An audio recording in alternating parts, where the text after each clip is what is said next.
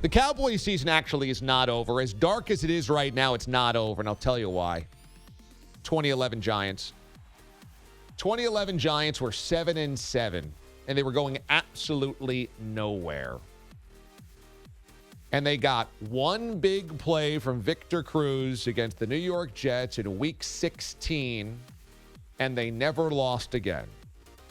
Now, that Giants team proved you could slog your way through a regular season, but as long as you get a home playoff game to start things off, have a great defense, and have a strong running game, you can win January games and go all the way to a Super Bowl.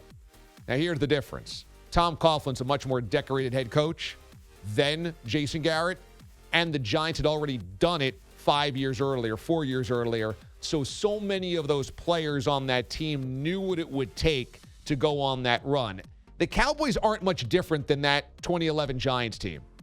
Underachieving through 14 games, 500 in December, really good defense that can get after the passer, playing far under what their capabilities are. But if you win the division, you start off your playoff with a home game, and then you go from there.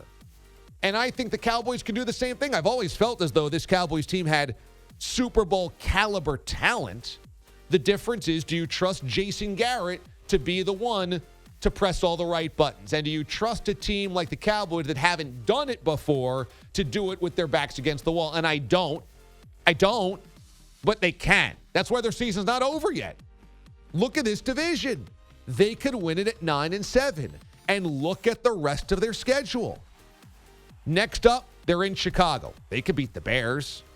After that, they're home against the Rams. They could beat the Rams. They wrap up the season home against Washington. They can beat Washington. The question is at Philadelphia. But if they go 3-1 down the stretch here, that puts them at 9-7.